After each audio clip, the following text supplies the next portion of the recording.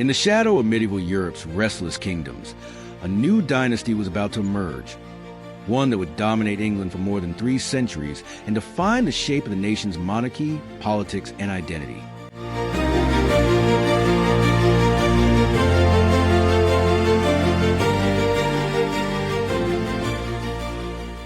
They were called the Plantagenets, and their story began not with calm succession, but in chaos, civil war, rebellion, and the desperate struggle for legitimacy.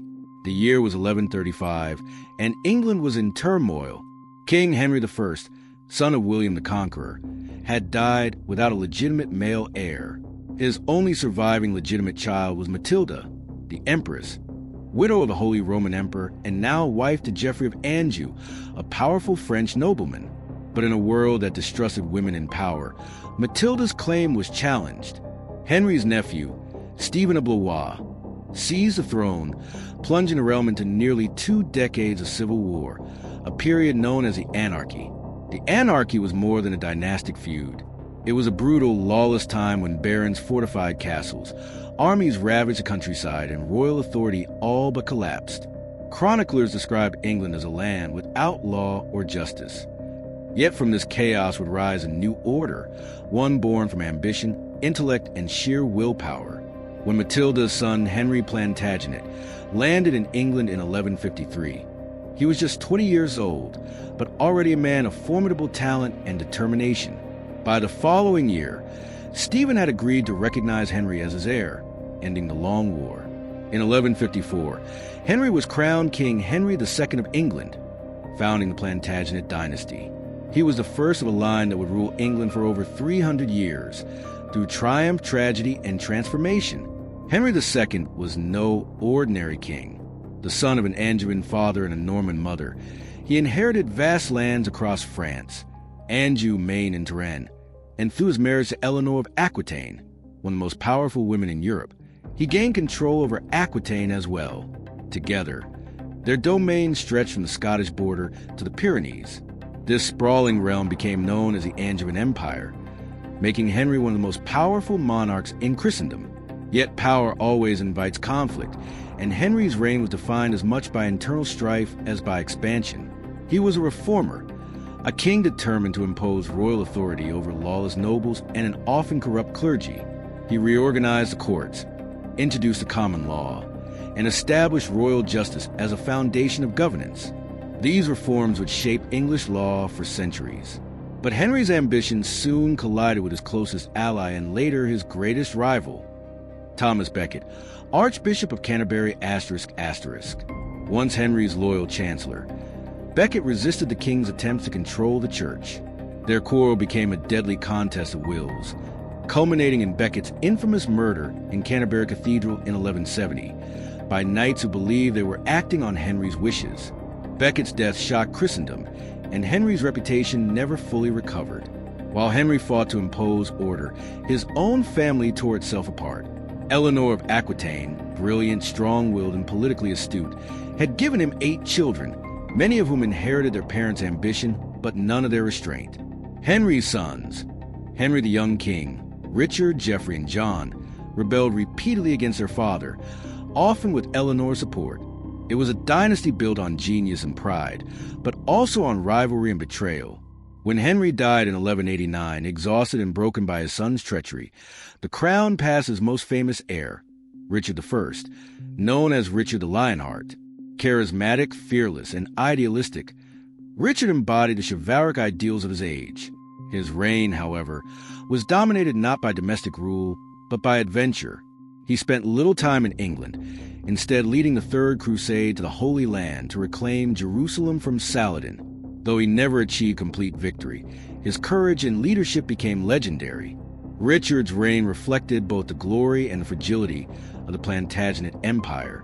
While he was away, his brother John schemed for power, his treasury drained, and his vassals grew restless. In 1199, when Richard was killed in France, John seized the throne, and with him began one of the most tumultuous reigns in English history. King John's rule, 1199 to 1216, was a lesson in the dangers of overreach and mismanagement. He lost nearly all of his family's French territories to Philip II of France, undermining the empire Henry II had built. His heavy taxation and arbitrary justice alienated the English barons, leading to open revolt. In 1215, John was forced to seal the Magna Carta, a document that limited royal power and established the principle that the king was subject to the law. Though intended as a temporary truce, the Magna Carta became one of the most enduring symbols of liberty and governance in the Western world. When John died in 1216, his 9-year-old son became Henry III, inheriting a kingdom divided and fragile. The boy king's long reign, lasting more than 50 years, was marked by continual tension between crown and nobility. Henry's reliance on foreign advisors, his lavish spending on architecture and religion, and his inconsistent leadership all fueled discontent. His most formidable opponent was Simon de Montfort, Earl of Leicester, who led a rebellion that briefly placed the king under baronial control and summoned one of the first representative parliaments in 1265. Though de Montfort was defeated and killed, his ideas foreshadowed the rise of parliamentary government in England. By the late 13th century, the Plantagenets had survived near disaster and were entering a new phase of consolidation and conquest. Edward I, Henry III's son, was a formidable warrior and administrator, known as the Hammer of the Scots. He conquered Wales, bringing it firmly under English control, and sought to do the same with Scotland. Edward's reign also saw legal and administrative reforms that strengthened royal authority, though at a cost. Heavy taxation and military campaigns strained resources and provoked resistance. Edward I's vision was a united and disciplined kingdom, bound by law and loyalty to the crown. His reign symbolized the high point of Plantagenet ambition, England as a dominant power in the British Isles and a respected force in Europe. Yet beneath the surface, old tensions simmered. Between king and barons, between central authority and regional autonomy, and between dynastic ambition and national identity. The Plantagenets had risen from the ashes of civil war to build a kingdom and an empire. They had faced rebellion, murder, and betrayal, yet their legacy was undeniable.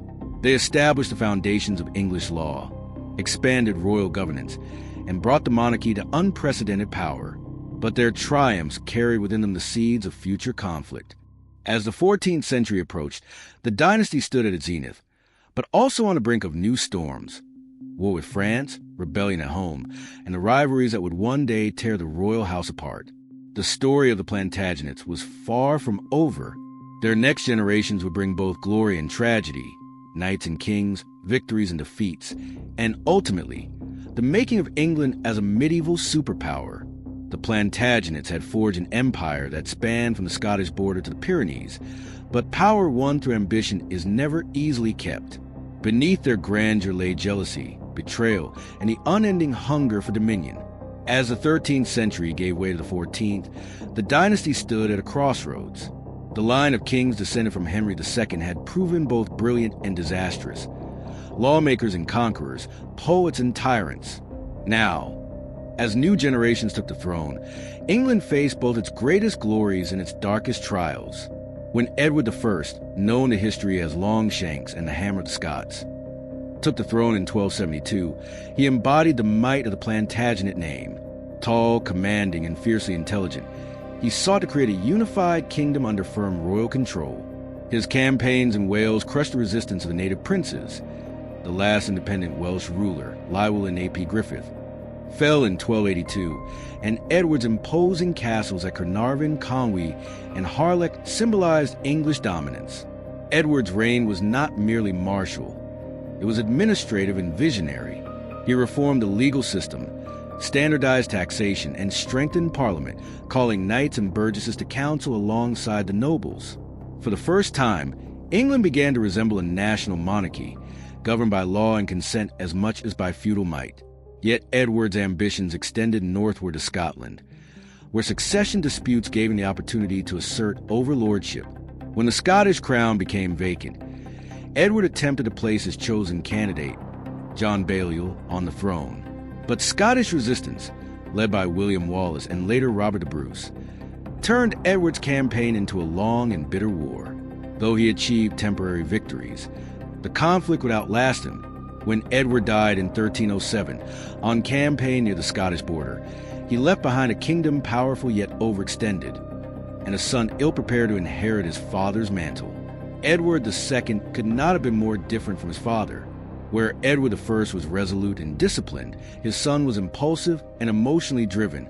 He alienated the nobility by favoring personal companions over seasoned lords, particularly his close friend and likely lover, Piers Gaveston, whose arrogance and influence provoked outrage among England's great magnates. In 1312, the barons captured and executed Gaveston, plunging the realm into civil strife. Edward's inability to assert control eroded royal authority and emboldened his enemies.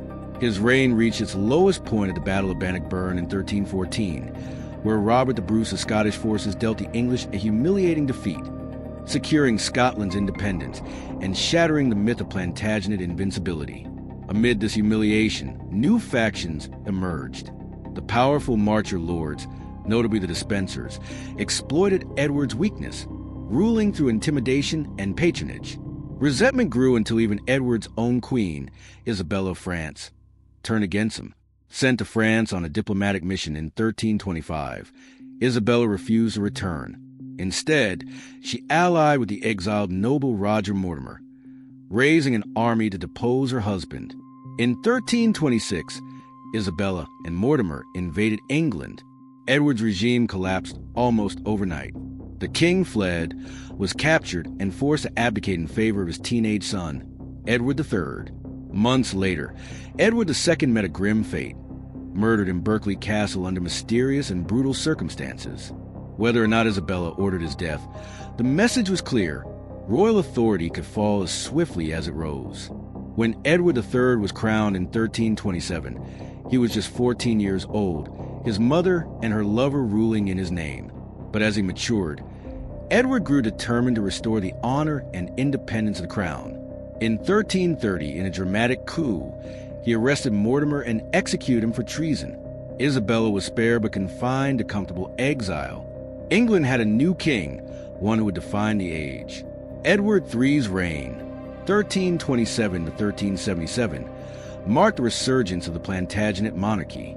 He revived the ideals of chivalry, knighthood, and national pride, presiding over a court that blended martial valor with cultural brilliance. Yet Edward's greatest ambition lay across the channel. Through his mother, Isabella, he was a grandson of the French King Philip IV. And when the French throne passed to Philip VI in 1328, Edward claimed a superior right by blood. Thus began one of the longest and most consequential conflicts in European history, the 100 Years' War. Edward's claim was not only dynastic, it was economic and political. England's wealth depended heavily on the wool trade with Flanders, and French interference threatened that prosperity. War offered both vengeance and opportunity. In 1337, Edward formally declared himself King of France, igniting a struggle that would shape both nations for generations. The early campaigns were marked by astonishing victories.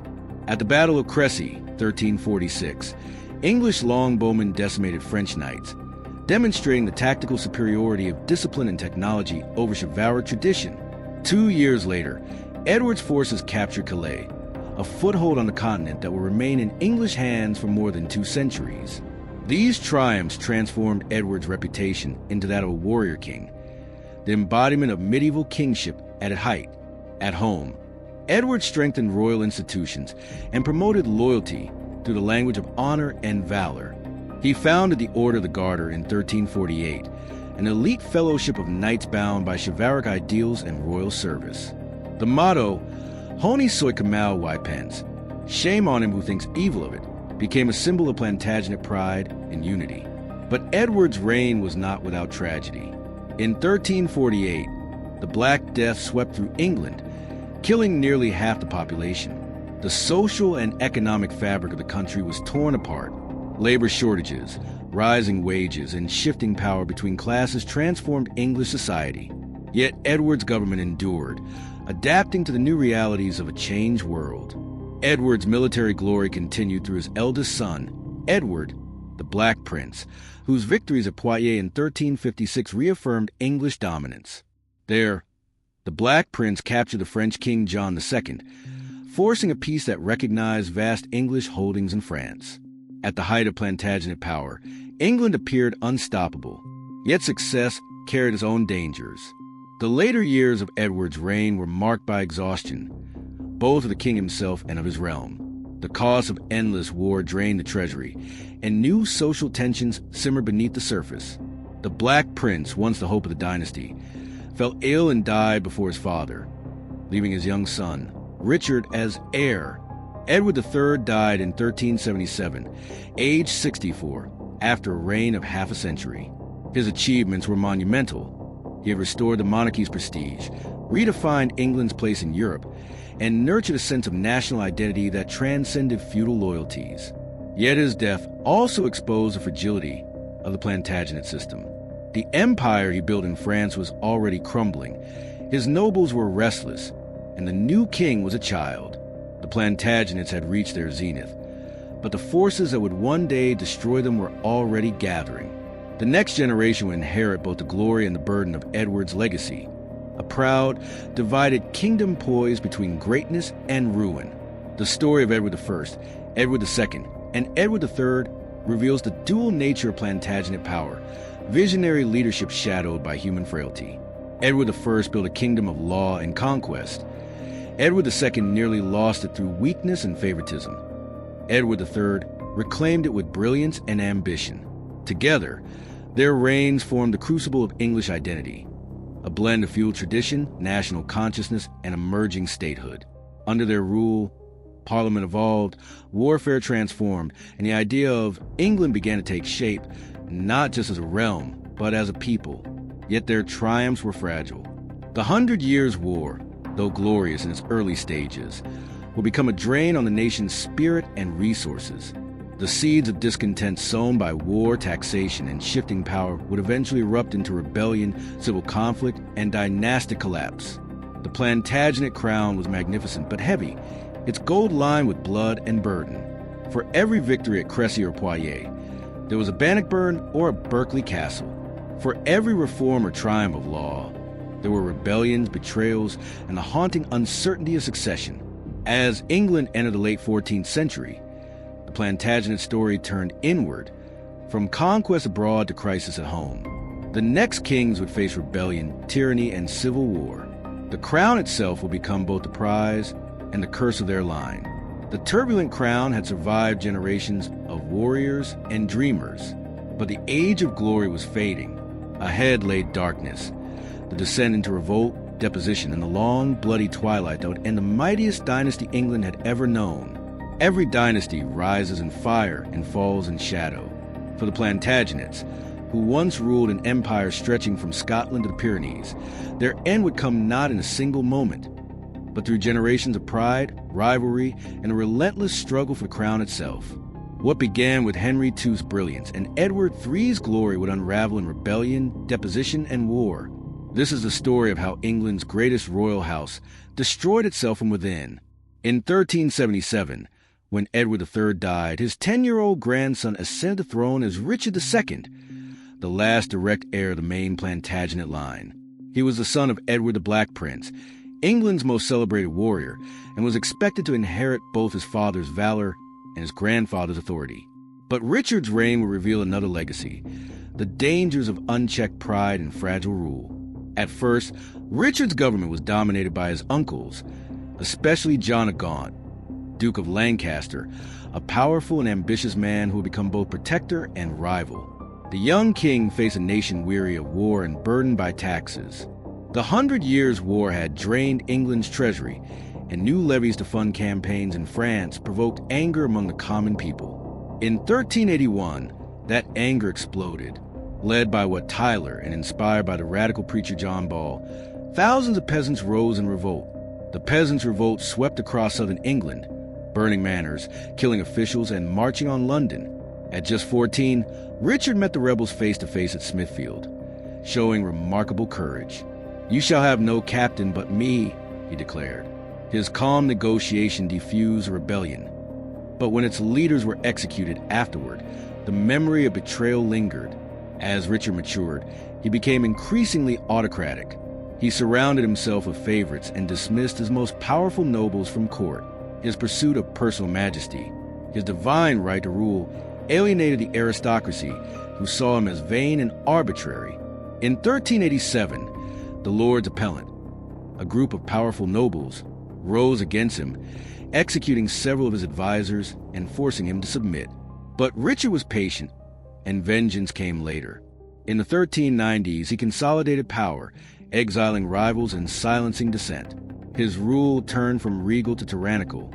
In 1397, he struck back at the very lords who had humiliated him, executing or banishing them. Among those exiled was his cousin, Henry Bolingbroke, the son of John of Gaunt. When Gaunt died in 1399, Richard seized his vast estates, an act of arrogance that shattered noble support. Bolingbroke returned from exile with an army, claiming only his inheritance, but soon gained the backing of the realm. Richard, isolated and despised, was captured and forced to abdicate. In a cold ceremony at Westminster, the last direct Plantagenet king was stripped of his crown. Richard was imprisoned in Pontefract Castle, where he died months later, starved, murdered, or left to despair. The age of the true Plantagenets had ended, yet their blood and their curse flowed on in those who came after. Bolingbroke crowned himself Henry IV, founding the House of Lancaster, a cadet branch of the Plantagenets. But his reign, 1399 to 1413, was haunted by insecurity. He had gained the crown not by inheritance, but by force. Rebellions erupted across the kingdom, from the Percys of Northumberland to the Welsh leader Owain Glyndwr, who sought an independent Wales. Henry fought fiercely to hold the throne, but illness and fatigue dogged his later years. In 1413, his son succeeded him as Henry V, a soldier, statesman, and visionary. Where his father had ruled by survival, Henry ruled by destiny. He sought to unite England under a single cause, the conquest of France. Reviving the claim of Edward III, Henry launched a new campaign across the Channel. His victory at the Battle of Agincourt in 1415 became legend. Outnumbered and outmatched, the English army used discipline and longbows to annihilate the French knights. "We few, we happy few, we band of brothers," Shakespeare would later immortalize. Agincourt made Henry the most celebrated king since Edward III. In 1420, through the Treaty of Troyes, Henry secured his triumph. He was named heir to the French throne and married Catherine of Valois, daughter of the French king. For a moment, the dream of a dual monarchy, England and France united under one crown, seemed within reach. But glory is fleeting.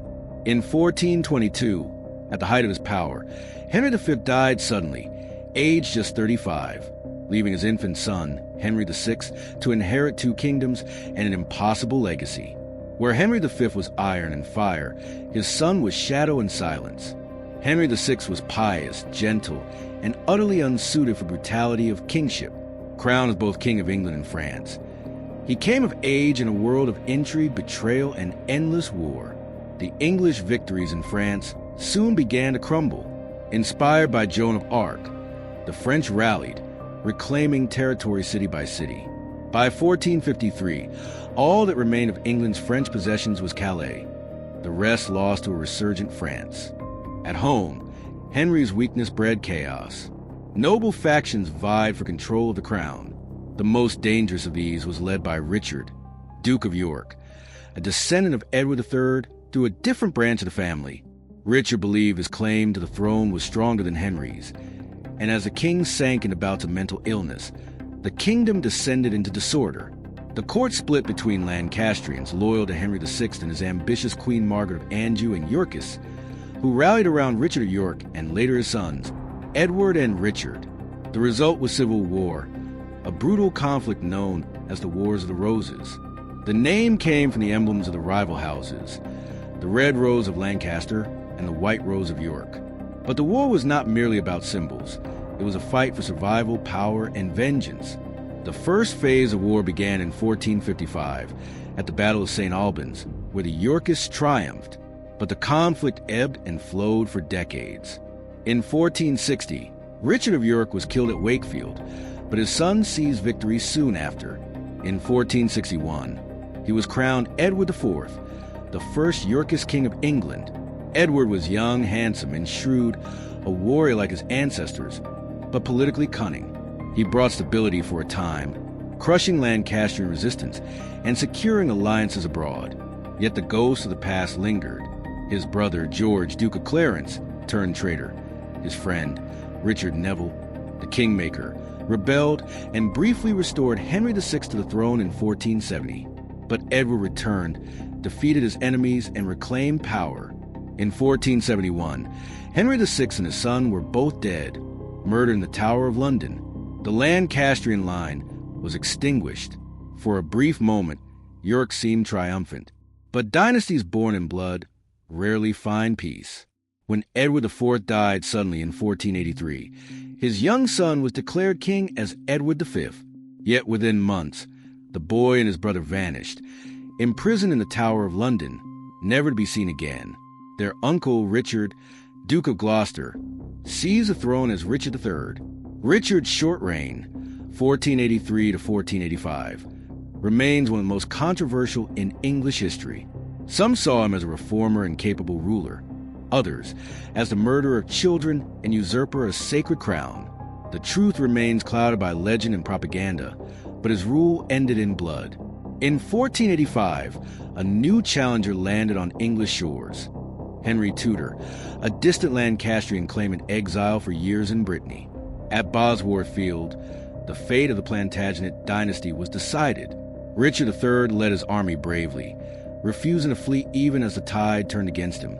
A horse, my kingdom for a horse. Shakespeare would later write, but no horse could save him. Richard was slain on the battlefield, his crown found in a thorn bush and placed on Henry Tudor's head. The Plantagenet era was over. Henry was crowned Henry VII, founding the Tudor dynasty and ending over 330 years of Plantagenet rule. To unite the fractured kingdom, he married Elizabeth of York, the daughter of Edward IV. Their union, red rose and white rose entwined, symbolized the birth of a new age, peace of the merging of bloodlines once drenched in war. The Plantagenets shaped medieval England more than any dynasty before or since. They built the foundations of English law, forged the idea of national identity, and transformed the monarchy from a feudal inheritance into a symbol of statehood. They presided over the birth of Parliament, the rise of English as a national language, and the flowering of Gothic architecture and literature.